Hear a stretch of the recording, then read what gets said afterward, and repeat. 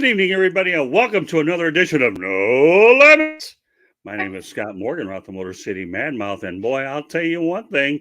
When I brought Jennifer Cobb in here, I said, "Thank God," because it's been a long time since I wanted this young lady on the broadcast. And look at her; she comes as advertising. I mean, Jennifer, in a very respectful way. So if I say "Thank God," you know it's a compliment, even though most people may wonder or not. It is what it is. Jennifer, welcome so much to the broadcast. I want to tell you, it's a great way to begin the Memorial Day weekend with you joining us. You know, we could have thought of any time to have our debut show. Well, why not honor the veterans and have Memorial Day? Jen, thank you very much for being here. Thanks for having me, and this will definitely be a memorable show. Man, what an attitude. This is just going to get funner and funner by the second. So, all right, so let me go ahead and preface the audience and let them know how we met. We ended up meeting through a mutual friend. And I think the one thing that as I got to know you and our talks, you know, getting to know each other as friends is that you had a passion for Parkinson's disease. And you know what? I also share the same thing as well. And we've been friends for the better part of 3.5 years. I know our schedules were a little bit off for a while, so it was always hard to go ahead and schedule them. And now all of a sudden, during the course of that few years, Jen, the video scene has really exploded. So now we patiently waited, and now we have what we have tonight, Jen. So, you know, I'm going to tell you, folks, social media is a real deal. You can meet a lot of great guests on social media, and Jennifer is definitely a classic version of exactly what you can do in this day and age, Jen. Oh, well, those are such kind words.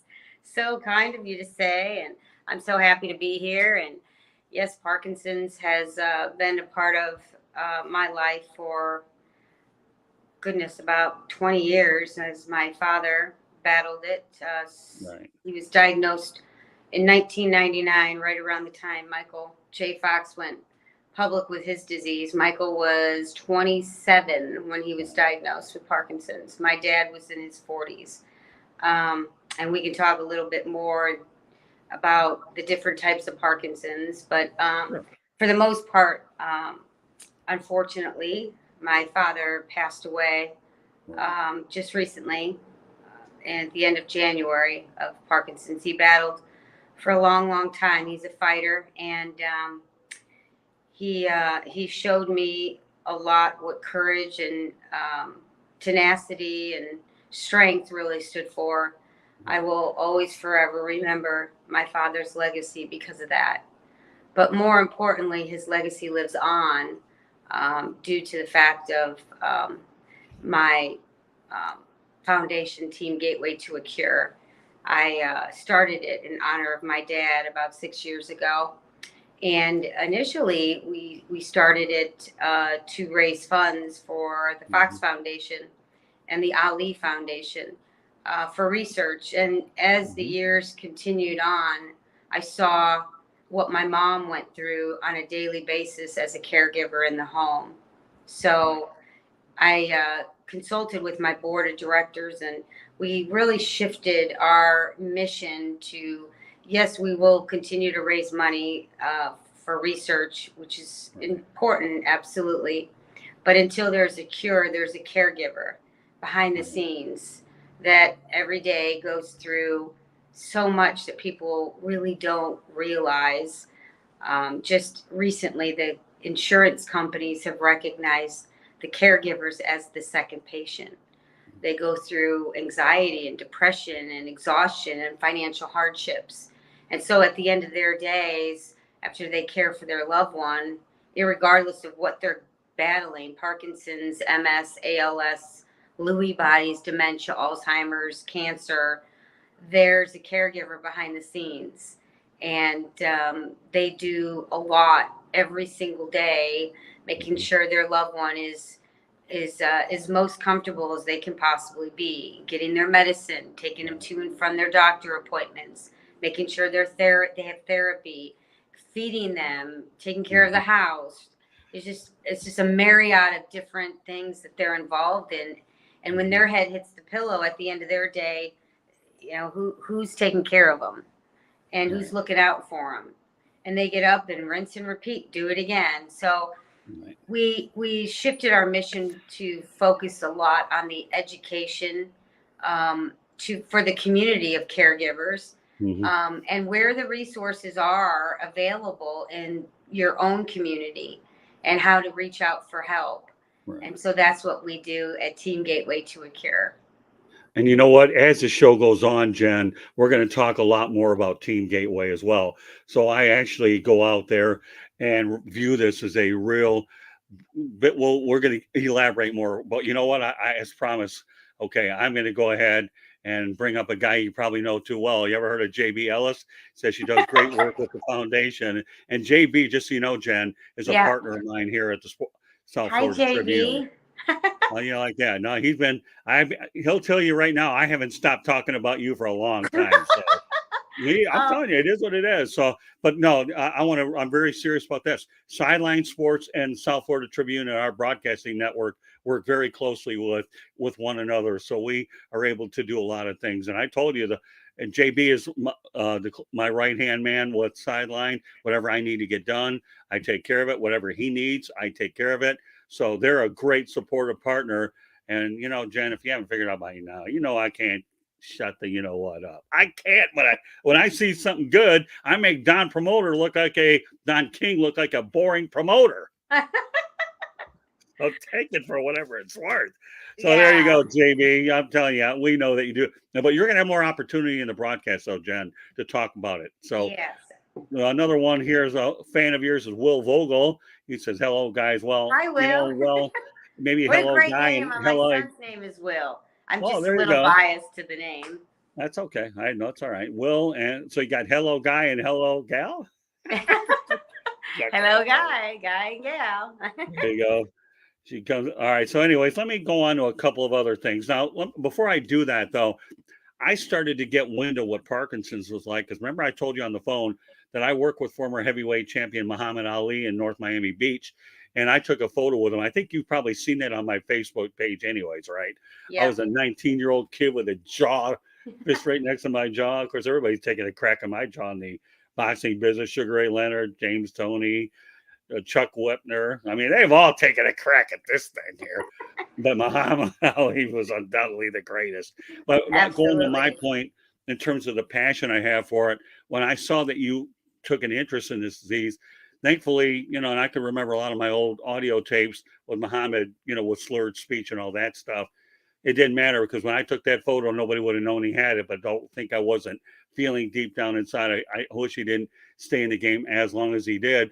And recently, I went out to Louisville and went by his grave at his cemetery and paid tribute to him. And I told him at his tombstone that I love him and thank you very much for spending time with him. It was just too inspiring for me to not do it, Jen. Yeah, absolutely. And one thing, I don't think many people know this, but a few years back, I met Lonnie Ali, his widow, and Big guy. a dear friend of mine, and she gave me a really good insight to what the Ali Foundation stands for, and they stand for the caregiver. That's what the foundation focuses their efforts on. Okay. And I got a good look at the inside of the foundation. They gave me a tour when I went to Scottsdale for the celebrity fight night evening. They invited me to attend, and that was so much fun. But the whole inside laboratory looks like the inside of a home.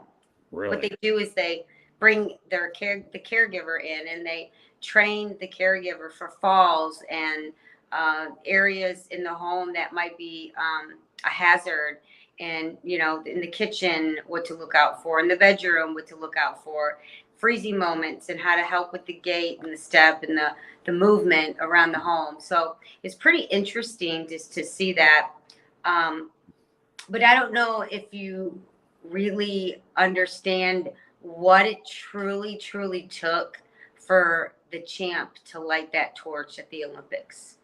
If it was not for his caregivers, right, his wife, his children, his doctors, and all the people around him, he would have not been able to do that.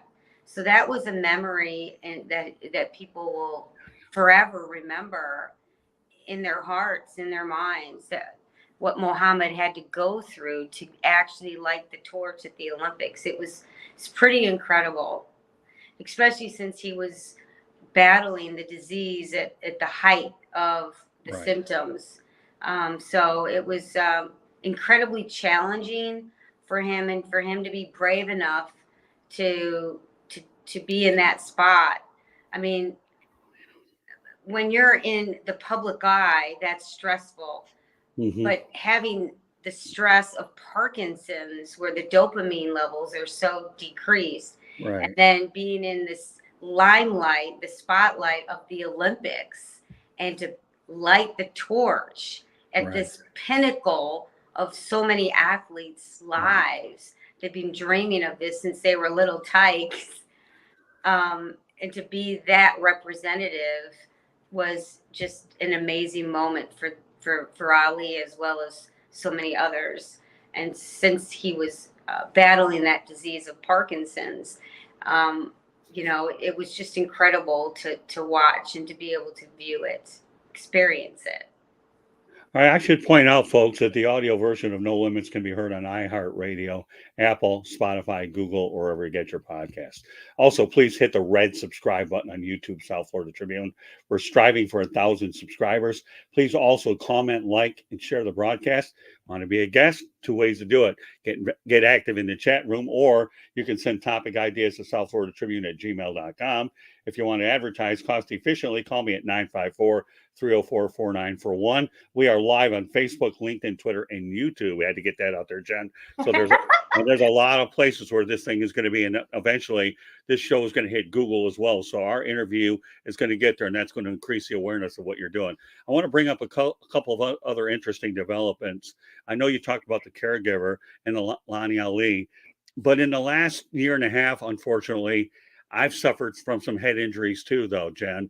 I've had to deal with concussions, and I'm still in post-concussion syndrome, and I haven't really been able to fully get over these headaches. And you have your good days and your bad days, and it's hard. But recently, a very close friend of mine in LA, I don't know if you've ever heard of him. His name is Chris Roberts, a former UCLA broadcaster, passed away about 2 weeks ago of Parkinson's, and he suffered a stroke. And Chris and I were like broadcast buddies. We could talk about anything. So I guess even though we talked about doing this 2 weeks ago, when you talk about fate waiting a little bit, Chris Roberts is a guy that, to me, I met him just a few years ago, but we gravitated so much. I was out in LA. I'm a member of the Southern California Sports Broadcasters. So I wanted to get to know the people on the West Coast.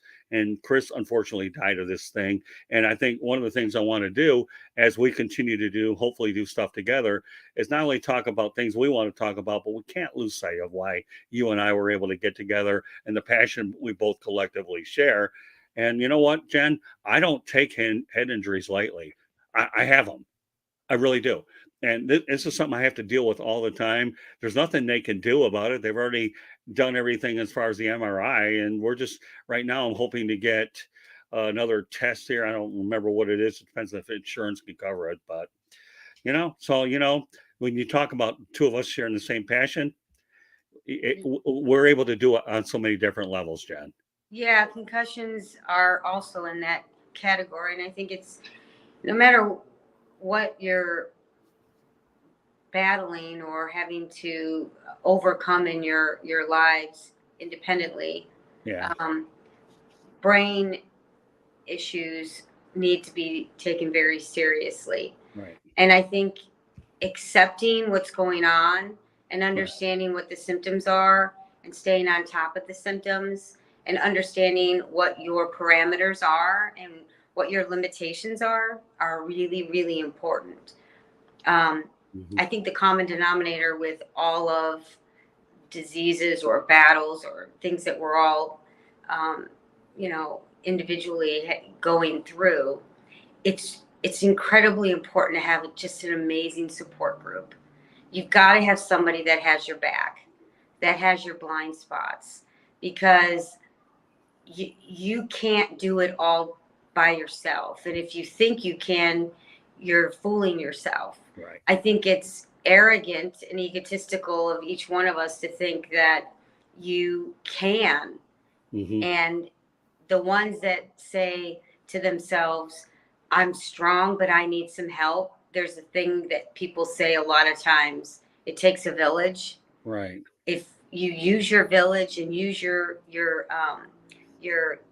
support system in your life, wow, what an amazing thing that you Right. have to be able to have someone look out for you in terms of, you're off today, something's not right, what's Hmm. going on, I've Right. noticed that you're not yourself, have you noticed this? And maybe sometimes you don't, and they call you out on it and say, maybe you need to slow down. Maybe you need to look at your diet. Maybe your exercise is off. Maybe your medication's off. Maybe you just need to shut down all stimulation for the mind and the brain. Maybe you need to incorporate intermittent fasting, which there's a lot of research about that in terms of the brain development and deterioration of the brain Right. cells. So with all of that being said, it's, whether you're dealing with a brain injury, such as what you're just described, or a brain disease, or something physical, whatever. Mental health is huge right now, and it's Right. being acknowledged because depression is on the rise. It's Yeah. anxiety. We have put so much pressure on ourselves as individuals. Everything is so instant gratifying, whether it's food or social media, instant Right. Snapchat, instant, Right. Instagram, everything's, TikTok, you got 10 seconds to get this video and it's instant. You don't grab their attention, like you're a failure. It's like we live in this constant society of go, go, go, go, go. And if you don't keep up, then you're not worth anything. And it's important to have someone recognize that you need to slow down. And that's where your caregivers, the people in your circle, are so incredibly important so that you can be the best version of who you are. So, Jen, I want to ask you a question. You want to hear a new acronym that for your repertoire? You want one? Sure. Okay. You ever heard of STP? STP. Yeah, STP. Okay. Okay. You ever heard of the motor oil? Yes. Yeah, motor oil keeps cars running, right? Yeah. It Okay. keeps Well, going. I've got one for you. And if you ever write a book, just know where you got it from first. Okay, ready? And I use this dating back to my days in college. That's how Okay. that's how old it goes. Take care of it. Okay. It's all right, Jen. It's called Slow Down, Think, Proceed. Ooh, that's nice. Yeah. That's nice. Yeah. And speaking of books, I Yeah. have written a book. Well, I you're gonna get. just finished my children's book. Well, guess what? You get to promote it later. How would that sound? Okay, you want to do that? Yeah, no, that's funny. I was just Oh, I know. I kind want of to hear about it. diving So in does everybody there and else you out brought here. the book No, up. well, that's okay. I want you to promote it later. I told Yeah, you. STP, I like that. That's good.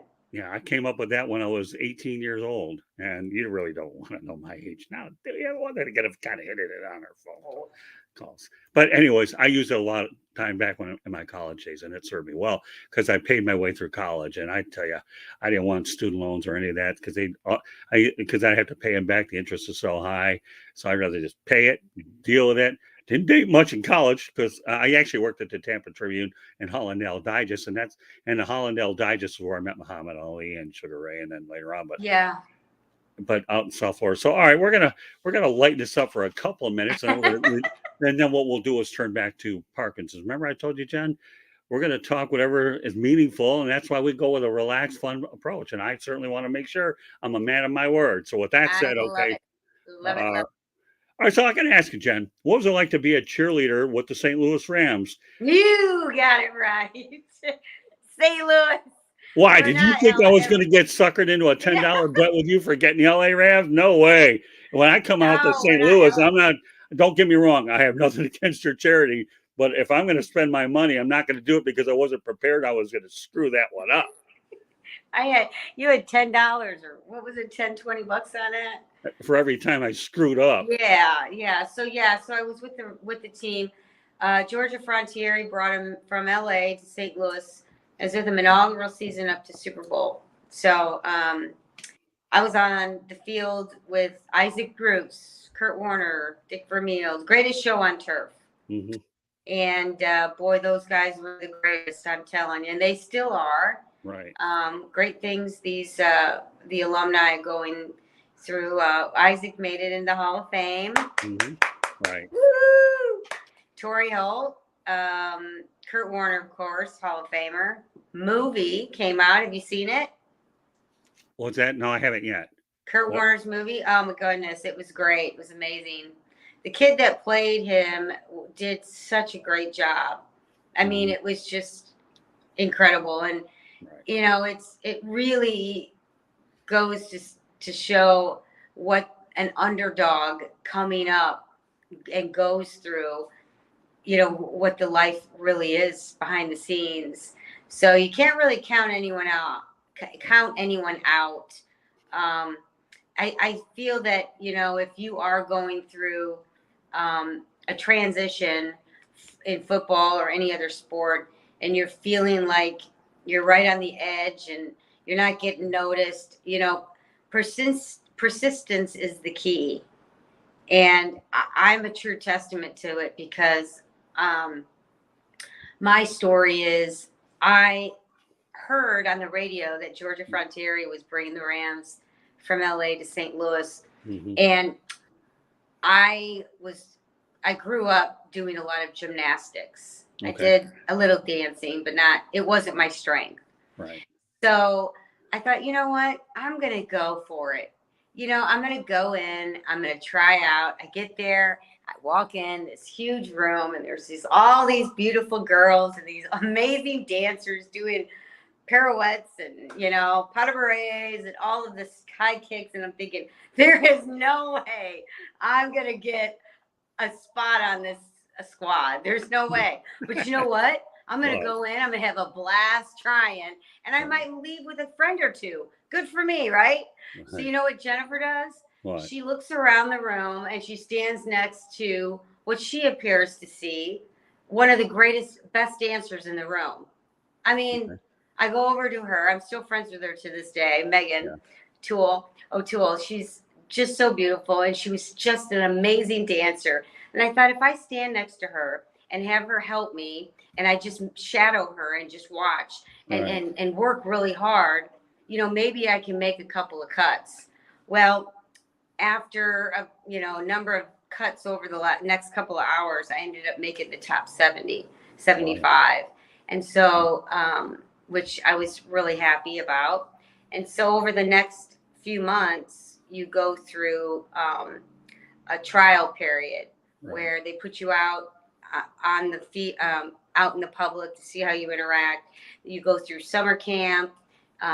They get you up really early. You dance all day long. You're exhausted. You're expected to learn these routines in the matter of, minutes. And, you're losing your patience, and your mind is just overwhelmed with so much, material, and your space perception's off because you're exhausted after the fourth or fifth day. And so Hmm. they see how you interact with what the camaraderie is with other girls. Hmm. And there's a lot that goes into the selection process outside of Whoa. just talent alone. And this also stands for the football players as Okay. well. I mean, just because you have the fastest 40-yard dash and you can throw a spiral better than anyone, it doesn't necessarily mean that you're going to make it on the NFL team. Right. They look at everything, how you are as a leader on the field and off the field, what your personality's like, how you are interacting with other teammates when things are down, when things are up. I mean, are you coachable? Can you listen to direction? Are you stubborn? Do you have a abrasive attitude when told something and you don't do it? You don't follow through. You're being tested a lot. So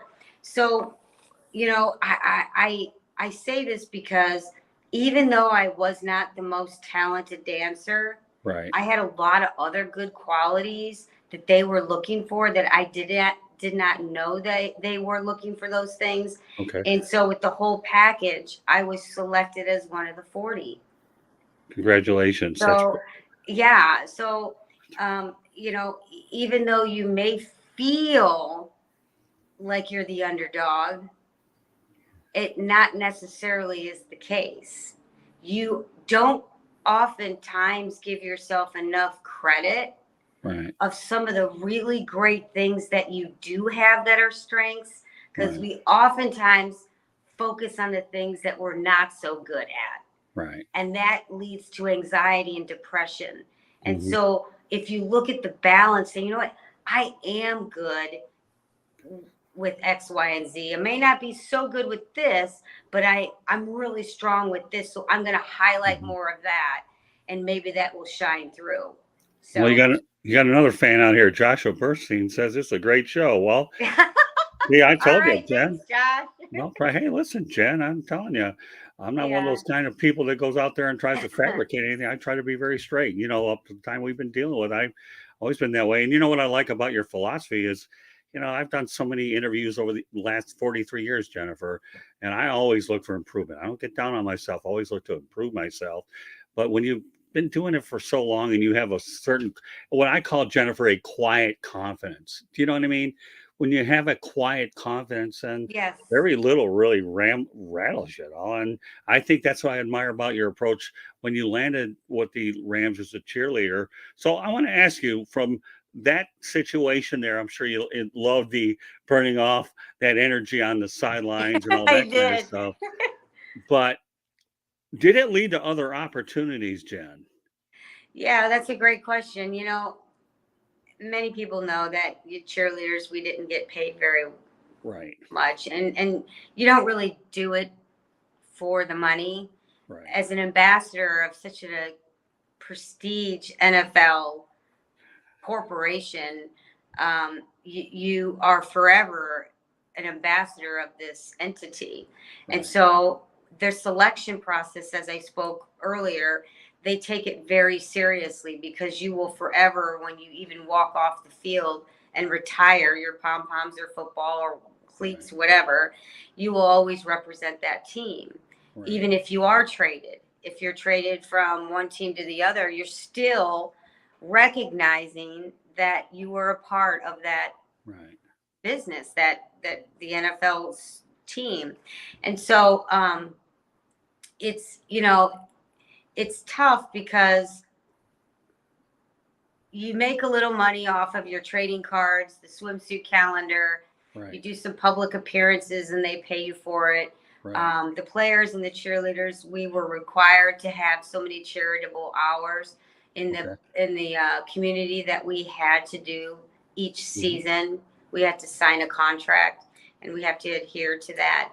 Um, so, you know, I didn't do it for the money. I did it more for the friendships, the ambassadorship, and I have a network of friendships that you can't put a price tag on. Right. I go to these alumni NFL events, and I see players and cheerleaders and coaches, and they're like, we haven't seen each other in a while. I mean, we're like tight. We're family. We don't even have to say anything, and we both, like, we get it, and we have each other's back. And I can call upon these friends Right. for advice or help, and they're there in a heartbeat. Um, I never speak about it. I don't talk about who I know and, you know, braggadocious in my life about who they are. It doesn't Hmm. really matter. What Right. does matter is that we have a past of going through a lot together and Hmm. having a great friendship that is very trusting, that we can lean on each other for. And so, no, there's not a price tag on that, but there's something to be said with really good quality friendships and people that have your back.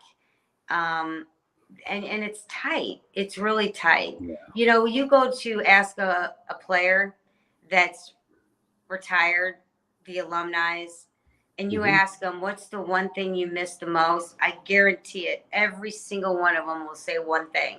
What's that? They will all say locker room time. Really? Okay. Locker room time was a blast. The joking, the goofiness. I'm not saying that playing on the field, playing the game absolutely is a fun. It's a blast. I get it. Winning, Right. losing, whatever. But when you're in the locker room and you're playing jokes on each other and you're, you know, doing all this, I mean, the memories from locker room, it's like it's hard to describe. That's what these players, that's what we miss. That's the relevance that they miss the most going through season. And you bond so closely with each other when you're in that small space all the time. You rely on each other for a lot, and that's where the trust starts to bond. So that's what I took away with from the NFL. You know what, Not a Jen? paycheck, but there's a lot to be said with the other that I just spoke about, which was amazing. Jen, you are so speaking my language. And I'll tell you why. Okay, you ready? Now, I've been in the business 43 years, as I've told you before. I've been in a lot of locker rooms over the years. I've been to spring training. I cover a lot of sports, not just limited to the NFL or college and baseball. And you know what? When you see people at spring training in the locker room, whether it's writers, players, I once had a long time ago. I don't mind admitting it to you because I know you can handle it the right way. I was covering the Fort Lauderdale Yankees, which is a Class A affiliate of the Florida State League. Well, I used to cover that team 2 or 3 years, and then I moved on to Tampa, where I ended up covering the Tarpons. But one got a couple guys played a joke on me. They, oh, this is. You ever heard of the shaving cream jokes? I Have you? love it. Oh yeah, yeah. Well, when you're a young writer, you don't know it. But one of these guys, hey, wanted to shake his hand, and then all of a sudden my hand was vulnerable. Then they stuck a Yankees hat on me with a whole thing of shaving cream. Wow, And you're this is still what talking about it to this day. I know. See? And not only that, I've developed a lot of good friendships over the years, and then I've been There you able to use go. social media to rekindle those. When I bring these people on, what they'll end up doing sometimes to me, when do you want me on? Boom. No big deal. I got to tell you another funny story. Ready? I don't know if you've ever heard of Hall of Fame broadcaster Ernie Harwell. Yes. He was like an uncle to me, an adopted family member. So never forget the time, Jen, during 9/11. Okay. Sports was shut down for a little while. Of course, we all remember that. So I called Ernie's, at this point, yours truly here is doing an auto racing show. Auto racing. We're not talking about baseball, Jen. We're not talking about basketball. We're not talking about football, whatever, the NHL. We're talking motorsports. Not that would be surprised with you as quick as I talk, anyways, but still. But so, anyways, I need a, so my guy said, "What are we going to do for a guest?" I got an idea. Oh, what do you want to do? You ever heard of Ernie Harwell? No, not really. I'm bringing him on. And I call up Ernie because I was calling Uncle Ernie, okay, because he wanted me to call him anything I want. You might call Uncle Ernie? No, not at all. I used to drive him back and forth on road trips to his hotel anyways, and we'd talk baseball all day long. So I get Ernie on, and these guys in the studio say, "Wow, this is the guy." And by the way, I used to do a lot of surprises with these co-hosts, and they didn't know what I had up my bag of tricks. Ernie Harwell is the guy they called Bobby Thompson shot heard around the world, and these guys are sweating bricks. And guys and lady, I should say, because we had a young Sicilian blonde on there too. She was a spark. In fact, you're leading me to another story, Jen. You have a little extra time. I think you can handle this a little bit, right? I love it. So, but no, they were happy to talk to Ernie. It was unbelievable, So, and he filled it in. So I called Uncle Ernie. I really in a hot bind. Can you give me a hand? Well, he says, "Yeah. Do you need any money?" "No, I don't take no money from you." "So what do you need?" "I need you to appear on my show Weekly Wheels tomorrow night." And what, and he said, "Sure. What time do you want me to call in?" Blah, blah, blah. Boom, end of story. I don't want no money from this guy. Yeah. He's my legendary uncle. What do I need that for? I'm going Right. to go out there and watch all these people go ahead and sweat. And who else do you want to bring on here? So during this show here, Yep. okay, Yep. during over a few weeks later, I won't mention the name, but she was a blonde Sicilian. I lost my voice one weekend. And with me, if I lose my voice, that is catastrophic. Okay? Yes, it is. And you're getting a feel for that. It's So, horrible. oh, I know. That's the one thing you can't do. So, anyways, this one woman here tried to embarrass me on there, say, "You don't have a voice, motor mouth." I'm gonna okay. You have your little victory for the week. So, what I did a week later with this lady just to prove a point? And I mean, hey, what's fair is fair and fair play. Okay. A week later, I decided to come up with 5 trivia questions or whatever, at least one with choices. So I said, the winner of this trivia question gets to go on a date with so and so. And that woman, I'll tell you, that you talk about a Sicilian that looked like a red apple. So why did you do this? Because here's the point, okay? I didn't have my voice last week, but it's back. She never did it again. Oh So, my goodness! I mean, she was really red. well, she was. Oh, I'll tell you, she makes a red apple look like an orange. That's how much it looked. I mean, it was just, but the reality of the situation is this, okay? As we talk about relationships and experiences, I've always had a firm believer that, Morris had 9 lives. We have to make the most of the one that we have, Jen, okay? And then one of my favorite one-liners, and as we continue to do stuff together, that you ever heard of the Timex, right? What does the Timex do? It keeps chicken. Yeah, it takes a licking and keep on. I take a licking and keep on talking. So there you go. Yeah. You get more than you bargained for. All right. Well, let me go on to the next one here. All right. So how disappointed were you when the Rams moved back to Los Angeles, and did it ever enter your mind to move to the entertainment capital of the world to join them? Oh boy. Well, I had kind of settled roots here in St. Louis. I had kids, so moving to LA, absolutely not. But I mean, we will forever be a Super Bowl champion team, city, which no one can ever take that away. Right. But Kroenke took our team, and there's things behind the scenes that aren't public that I do know. A lot of people don't know. It's a business. It's a business. That's what it comes down to. Right. It's a math problem, and that's what he was looking at. It still disgusts me deeply, because we were on a roll, man. I mean, we had our city was on fire. Right. St. Louis is the only city that had all 4 sports. We had basketball, hockey, baseball, and football. Right.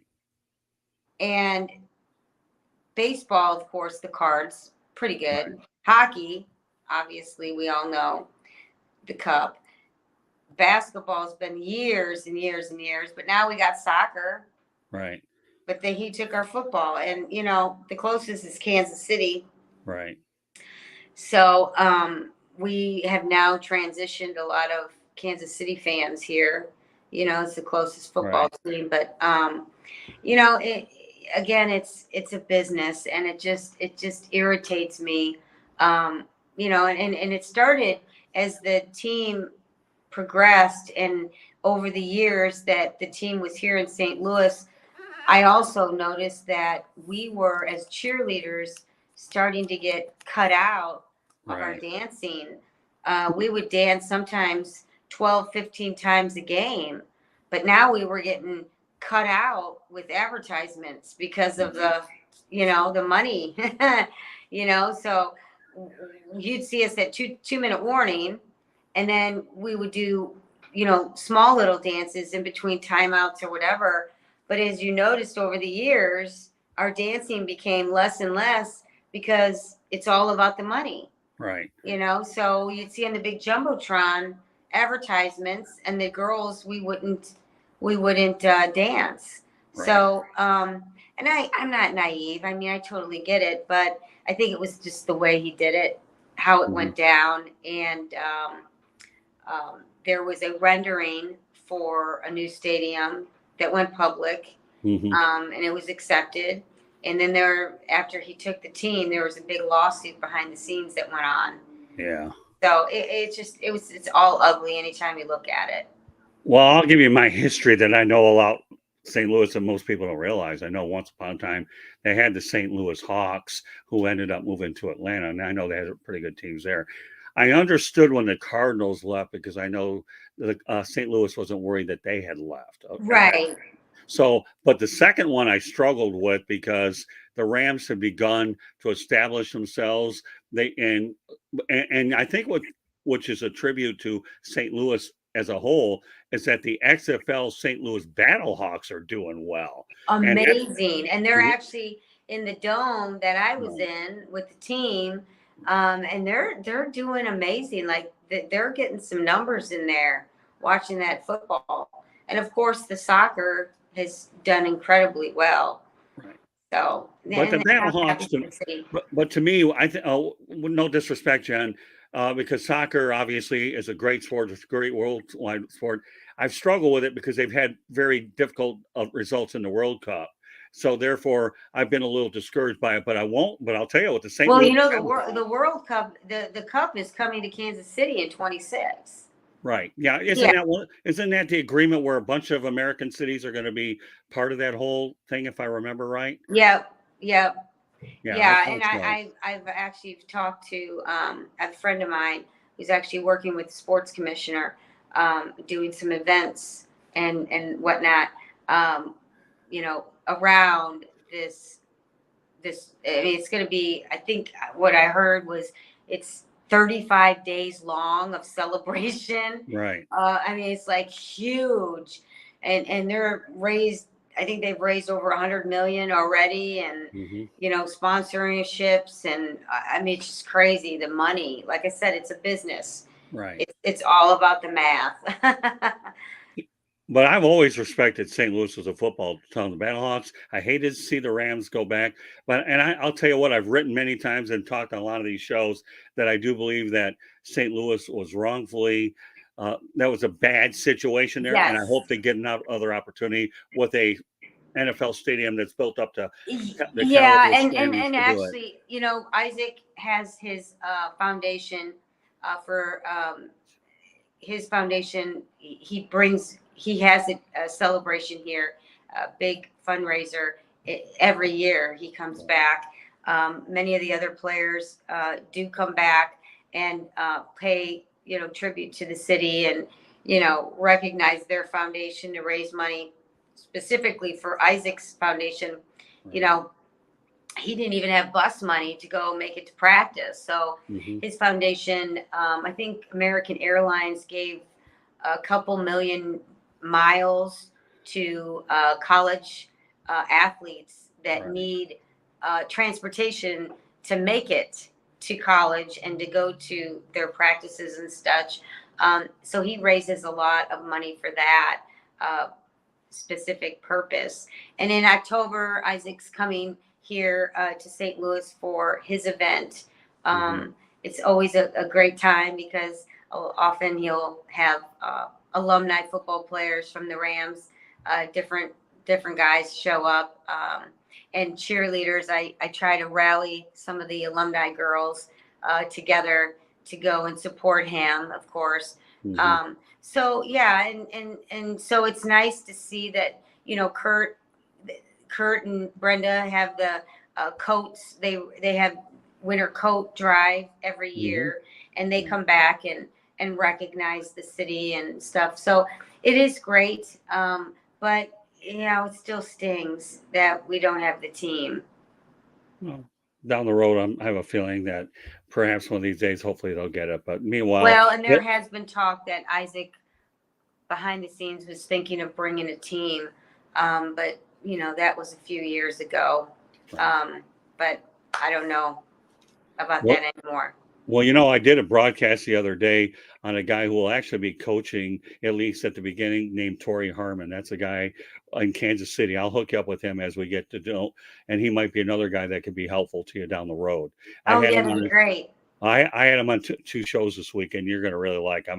Jen, as we continue to work together, I got a lot of people I'm going to send your way. Mark my word, okay? Oh, that'd be great. Yeah, I always enjoy meeting new people. Well, you'll get to meet him. This kid here views me as his father, Jen. He really does. I gave him an opportunity through social media, and he approached me on LinkedIn, and then I answered him, and then a friendship forged. And when he got his opportunity in Kansas City, wanted me to know first. He's my prodigal son, so to speak, and he's been on twice, and I have a lot more things. I'm going to connect you with him at some point. So what is he? What does he do, Scott? Well, what he's going to do, Jen, he's actually, the Bill Walsh Diversity Internship Program. I'm sure you're familiar with that, right?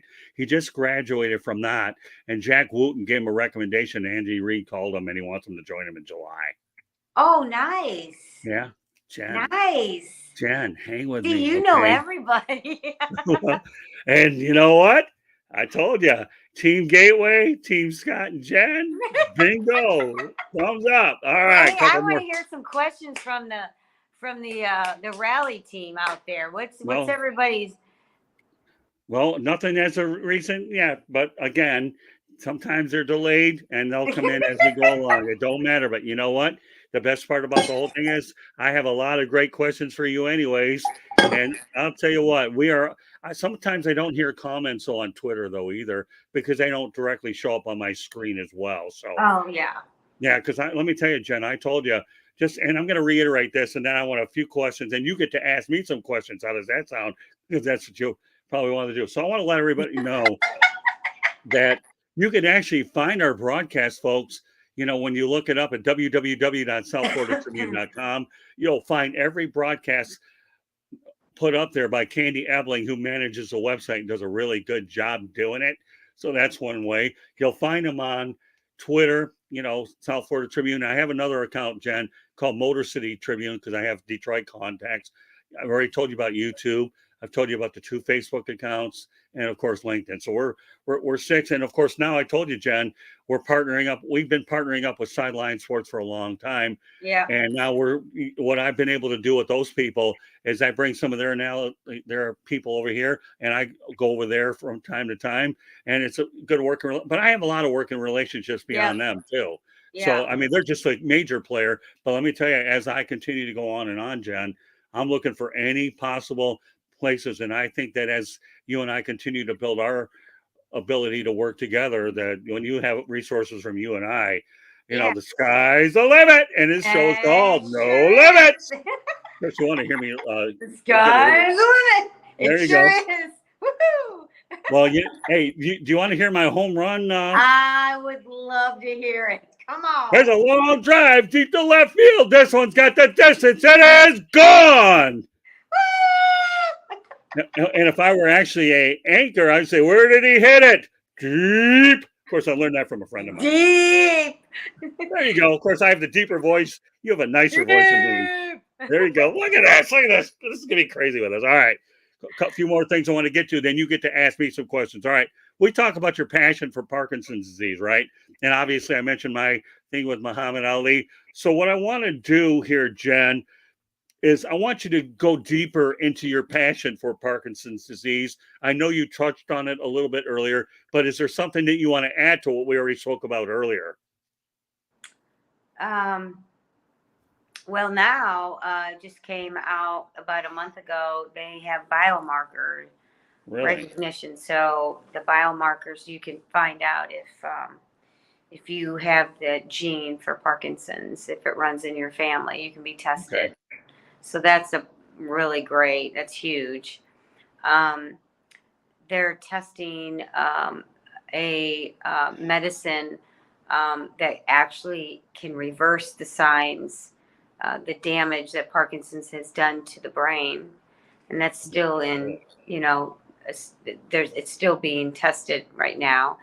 Um, they're also crossing over medications. So what that means is what works for Alzheimer's and been tested for many, many years and has worked for Alzheimer's patients. They're also using that medication and crossing it over to see how it works with Parkinson's.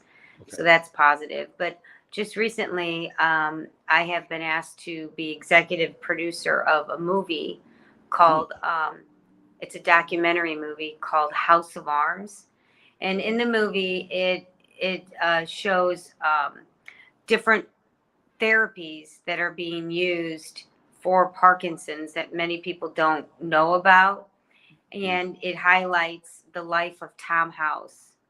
Okay. Tom House is the quarterback coach and the Major League Baseball pitching coach to many of the NFL quarterbacks and pitchers in the league.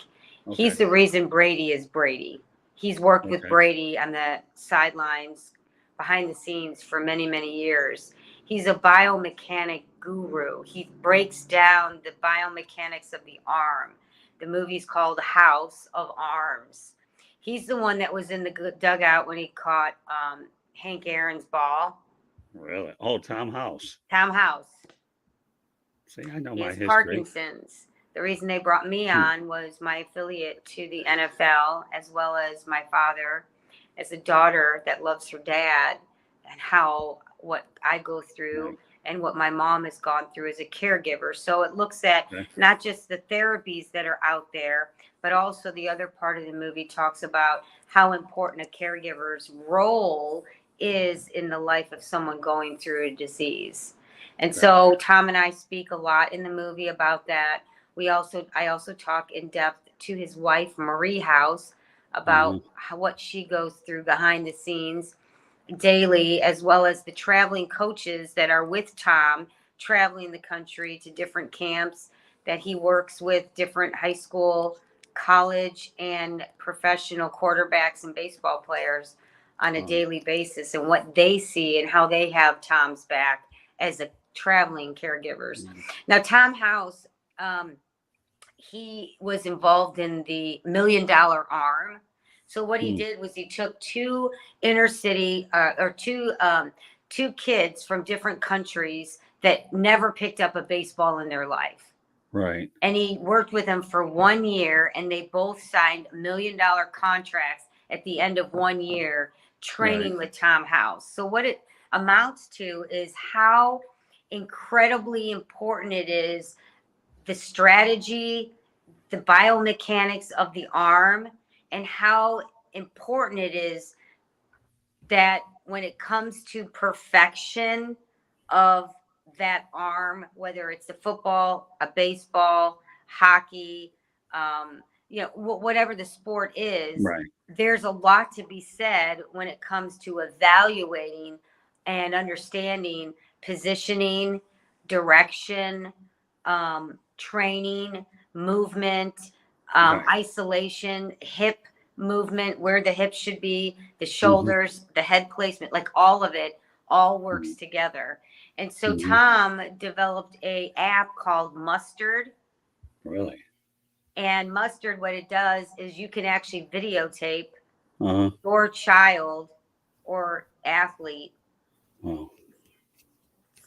film them hitting, pitching the ball or throwing the football, and send it to Hmm. Tom. And then Tom will, every um, um, frame, he will dissect it down Okay. to the millisecond and critique the changes that need to take place in order to become a better football Hmm. quarterback or a better quality pitcher for baseball. So it's really great to see how his legacy is able to channel not just in live, uh, in person at one of his camps. You can utilize Tom House's um, um, direction from an app. And so he's Hmm. changing the direction of coaching, because it doesn't necessarily mean that you have to spend, Oh. thousands and thousands of dollars to travel to where Tom House is to take one of his camps. You can actually utilize um, his coaching um, input from an app, which is, it's Mustard. You can look it up in the App Store. Mustard, Mustard. All right, let me ask you a straight yes or no question, because I have a few questions that are pertaining to your charity and your book. And then after we get done with my questions, you get to ask me questions. How does that sound if you want to? Oh, Okay. super duper. Oh, there you go. All right. Have you ever heard of a guy named Dan Deerdorf? Yes. Yeah, I actually met Dan a few years ago down in Orlando when Michigan was in a bowl game, and we ended up talking. Or it was great. I took a picture of Dan, and he's the University of Michigan, but I know he's a former Cardinal many years ago, and he's one of the nice guys. Unfortunately, what wasn't good about it is he's had two canes, just trying to keep him up, because we all know that football's a violent sport, and nowadays it's become they play it differently because there's not as much physical play as it was then. Only difference is the guys are bigger, but still. But Yeah. I love Dan. He's a good guy. All right, so let's shift over to this way. I got to ask you, Jen, what are you doing now, and what are your plans for the future? Well, I've got three monkeys, Alyssa, Zach, and Will. So I definitely qualify to be a zookeeper in the primate house. I raised three of them. No, Alyssa and Zachary and William, my three kids, being Okay. their mom, and been busy with that. Running my charity. I just finished my children's book. It's about a little girl named Christina who finds out that her dad has Parkinson's, and through the imagination of a child's eyes and their vision, how Right. they can bring hope and comfort to their loved one. It doesn't cost money. You can, Mhm. as a child, a young adult, can still be a wonderful caregiver. You don't necessarily have to be someone who's older to care for a loved one. And that is finished. It's getting ready to be published. And the movie trailer is going to be released this fall. And we're having a huge event in Boston at Mhm. the brand new New Balance Stadium that New Balance just built. They're Mhm. hosting our trailer release party. Mhm. Right. And so I'm really excited about that. And as things unfold, you can follow my Facebook or social media and you can watch the trailer of House of Arms movie. So I've been busy with that and the kids and yeah, so what am I looking forward to the future is, I just take it day by day. Lord willing, I wake up tomorrow. It gives me another day to Right. live out what I'm here to, what my purpose is here on earth. So I ultimately want to leave my legacy to my children, seeing Right. their mom other more than just a mom in the home, Right. cooking and cleaning and driving them to and from their events. I want them to see mom outside the home, Right. caring for others and serving others and trying to make a difference. So that my legacy, such as Tom House's legacy, my father's Mhm. legacy, other legacies, that they will see their mom's legacy Right. continue to live on. All right. So you know what? You went into a little description of your book, which is great. And if you want to do it in a moment, but what I really want to ask you now is I want you to explain to the audience a lot more about your charity because I've gone on your website. It's impressive. Don't expect me to memorize anything, okay? Because I'm not that smart enough to do it. But I look at it, I can examine the website, I can understand the purpose of it.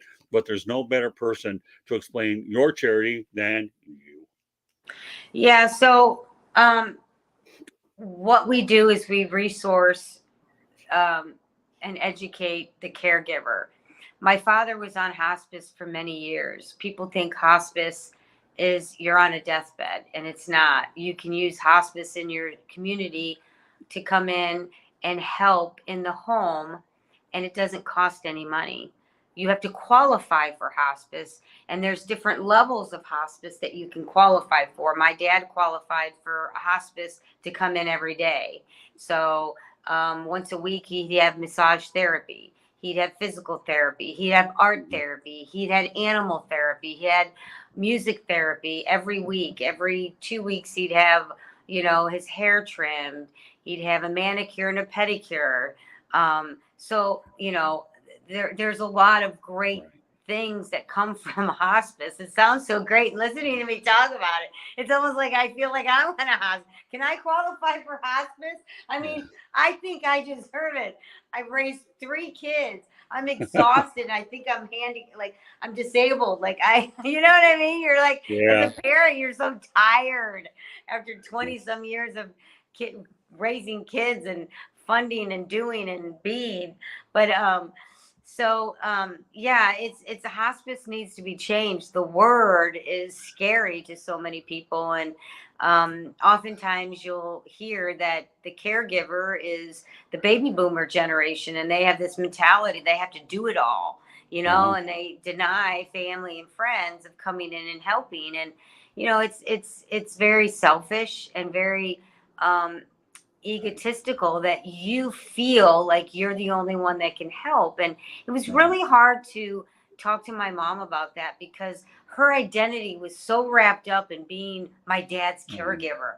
Well, she's Right. my dad's wife, and she needs to remember that she married him, not the disease. My Right. mom needs to love him like a husband and allow other people to come in and do the caring. Not that her caring isn't worth it, absolutely. But when it starts to change the personality of somebody, Right. that's when you need to step in and say, all right, look, you're changing who you are Right. because you're wrapped up in this disease.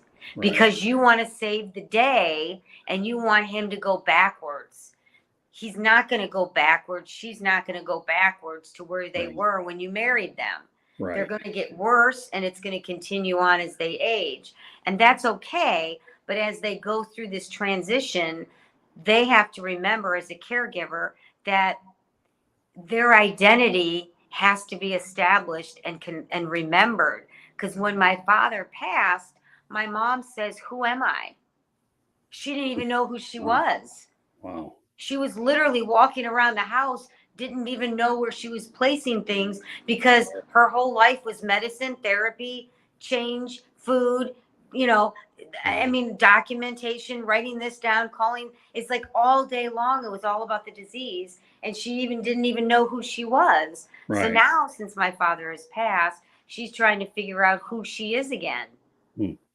And so Interesting. it's important that through Team Gateway to a Cure, what we try to do is we resource and help those that are going through the same situation understand that it's okay and this is how you can help yourself in that situation. Wow, that's incredible. It really is. I know when my mom recently died of COPD, my dad was her caregiver, stayed there until the very end, and I was there when my mom died. And I was dealing in a COVID situation where I had to drive from Florida to Michigan, and I wasn't able to stay up there in hotels. Everything was shut down. COVID was an absolute mess.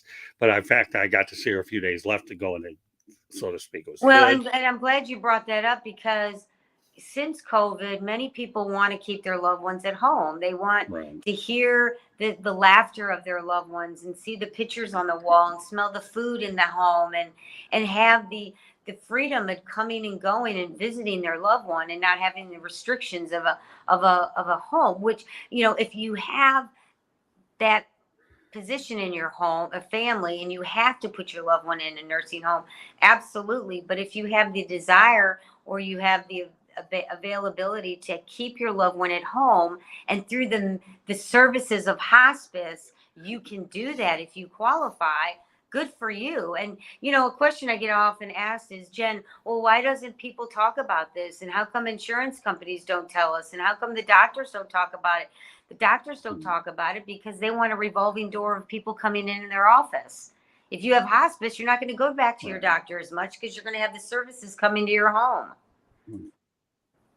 It's paid for. The government doesn't talk about it because they want that money to go somewhere else.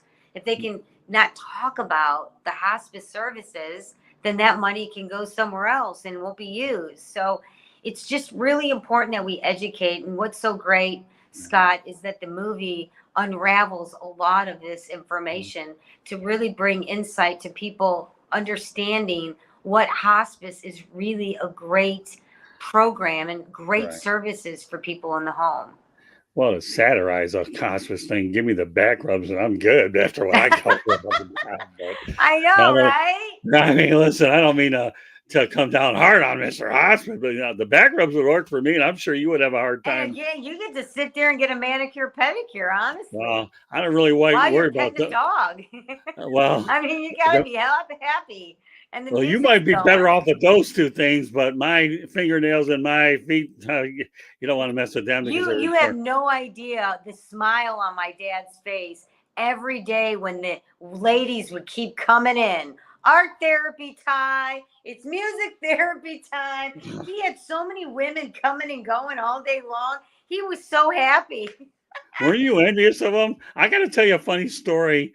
Never mind. I'll leave this one for another show. We can't give it all up in not one night. We I got to have know, other I know, stuff. I know we're getting ready to wrap up, but I do Yeah, have one question for you. My question for you, you can ask Scott, me as many as you want. How's that sound? We got a few my more minutes if you want to. Rapid fire from my you. yeah, so my question is when you were a little boy, what did you want to be when you grew up? a broadcaster. I wanted to be a play-by-play announcer, but any way that I could become a person on the air, mic, and all that stuff, I always had a thing like a microphone. And you know what, Jen? Here's the thing, okay? Yeah, here's another one. I gave you that STP thing, but I got another good one for you. You ready, partner? Okay. Okay. Okay. A microphone to me is like a lollipop for a kid. You can never have enough of it. That's good. Did That's you a like good that one. one or not? I did. I like that one, but we have to keep getting some good, better ones too. Oh, don't worry. Hey, you know what? I'm just going with the flow and having a ball. I mean, this is Memorial Day, and here we are on a Thursday night, getting ready to enjoy our holiday weekend. But no, that was one of the things. I mean, I was never athletic enough, Jen, to play. Although the one position I did play, catcher, I was pretty good at it. I used to get in the umps, and some of the things I did behind the plate. You want to talk about? I was horrible in every position but catcher. Okay, because my attention span was not very good. Not that you would probably have a hard time. I was awful in the outfield. Infield, okay. Pitcher, I didn't have the arm, but stick me in the back catcher, then my head was moving at all time. Not that that would surprise you. So you know what I used to do? You talk about why catchers make great managers, and I had Warren Brewster on a couple of weeks ago. He's due to come back on Tuesday night. A lot of people I get love to come back on because of all this, crazy stuff that we have here on air. But the one thing about the catching position, Jennifer, okay, is this. I would deliberately take mound visits just to go ahead and keep my pitcher calm. That was one. Number two, if the batter was next to Smart. me, right or left, okay, I would get in his ear and disrupt his concentration like you wouldn't believe. It's coming this way or that way. And all of a sudden, instead of looking at the pitcher, he's listening to me. Power strike 1, 2, 3, or whatever. Okay. And that was another thing. And I told the umpire, that pitch really wasn't in the right spot. I'm just telling you. And I pulled a stunt on an umpire one time that most kids wouldn't even have the guts to do. I got out of the way, and this is, mind you, Jen, I was only 9 years old, so don't hold it back to me. It's over half a century ago with this. He didn't give me a call I wanted, and I thought it was obvious. I got out of the way, and he got hit in the shin guards. Oh my But God. but when you're a competitive individual, Jen, and I think you know where it's all going now, as I Yeah. try to bring it back to earth. You do whatever you got to do, but you want to do it with integrity. And I think that's the one thing I've enjoyed about there. The one, are there any other questions? Because one other question I'm going to ask you is how are they going to get that book of yours? But you're going to do that after you ask me one or two more questions, if you will. Well, the book's not. It's getting ready to be published, so I still have probably a good month left to get that all Okay. finalized. And so yeah, I mean, I'll get more information on an exact release date in Okay. the next couple of weeks. All right. Well, that's all right. We'll have it out there. If you decide after tonight you want to go out there and share a microphone with me, you can get your word out all the time, and I'll hook you up with more people and politicians and all lives. Well, I don't really have that many people, but you get the analogy. I will introduce you to a lot of people, Jen, and I That'd be mean great. that because you know what? Again, you touched on it earlier. Okay, relationships, networking. When you go to a game to meet other writers, players, and all that, it doesn't matter where you're networking, right? Whether you're on LinkedIn, whether you're at your local chamber of commerce or any networking, all it takes are just a few good relationships. You never know where this thing can explode anyway. Right. Well, And I am so happy that we had this our first show together. me too. This has been Me great, too. and I'm looking forward to the listeners and the viewers to see what is in store for the next show. Well, there you go, folks. Jennifer was able to survive one show with me, and now I got that beautiful smile, sparkly personality out there saying that she has the guts to come on here with me, and so she can have her ear talk off. All seriously, folks, Jen and I are good friends, and I think that anytime you put yourself in a situation where you're comfortable, you're real with what you want to do, and you share a lot of the same passions, I think this is the kind of thing that really, and I love the question that you did ask, Jen. What did I want to do growing up? You know what? I got to tell you something that you'll really be inspired by. Many, many years ago, my Aunt Tina in Detroit, when she was with my, unofficial uncle, okay, was watching the Red Wings, Detroit Red Wings play, and they had the thing on. I turned the volume down. I started doing play by play. And she said, Kenny, turn it down. He's doing it. And then, okay, move the clock many years later. One of the guys I work with at another company I worked at, okay, you know, we had the NCAA Final Four. Of course, Chris Webber was on this one. I know you can remember that one, right? I don't know what got into me. I just lost it. So, Jen, I started doing play-by-play in front of these people. Don, turn it down. So I go there for the whole Final Four, one Saturday and Monday, and we're partying at this point, okay? And Don, he's doing it, and I came prepared at this point, with all the players, and it was just a lot of fun because it's an energy kind of thing where, what you do probably has to provide you with a regular adrenaline rush, and that's what I do. I think one of the things I like about this content or this hardcore hunter at is I try to tie it with content. And when you're creative with anything that you do, then the sky's the limit in terms of where you want to take it and how far you want to push it, right? Absolutely. Yeah. So, but meanwhile, hey folks, I just want to point out again that the audio version of No Limits can be heard on iHeartRadio, Apple, Spotify, Google, wherever you get your podcasts. Also, please hit the red subscribe button on YouTube South Florida Tribune. We're striving for 1,000 subscribers. Please also comment, like, and share the broadcast. Want to be a guest? Be heavy participants in the chat room, or send your topic ideas to southfloridatribune@gmail.com, or you can do it with me on Twitter at Tribune South. So, and if you want to advertise cost efficiently, call me 954-304-4941. In the eyes of Brent Musburger, we are live. Okay, but on Facebook, LinkedIn, Twitter, and YouTube. And again, our website's www.southfloridatribune.com. Lots of different ways to get a hold of us. And you know what, Jen? I'll tell you, that's why I said what I said at the beginning, because I knew I was going to have a blast with you. I just wanted to keep everything moderately, so you got to know me, because I knew in my mind that when you talk to an individual like we did before this show occurred tonight, that you're cautiously optimistic to know that when you feel somebody that you really want to hopefully do something with, that the energy and the knowledge that we begin to put into these things, regardless of what we talk about, is important. But I think it was important to take the approach that I want people to realize that Jennifer Lee Cobb is a hero in my book, because she's fighting for a disease here that doesn't, a lot of people have to deal with. And our goal collectively, Jen, you and I, is to continue every episode, and as often as you want, to give you the airtime, that we can collectively promote everything about Parkinson's awareness. And I'm just glad that we both share the same passion for this dreadful disease. I really am. And anybody that gets affected, I hope if you get anything out of this, other than the fact you had us two going at it for a while, story one after another, at least you can hopefully realize that Jennifer and I feel you, okay? And our goal is to inspire you to keep fighting. It really is. So, Yeah. But that's, so you want to get the last word, since I've gotten a few of them in? No, I just wanted to thank you for having me on and giving me the opportunity to talk about Team Gateway to a Cure, as well as my dad, who will be so missed.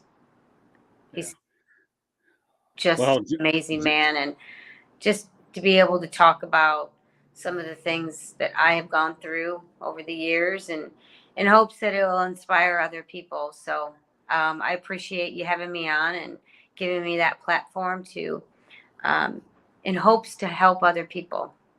Well, Jennifer, from one friend to another, okay, you can publicize your cause on this platform anytime you want to.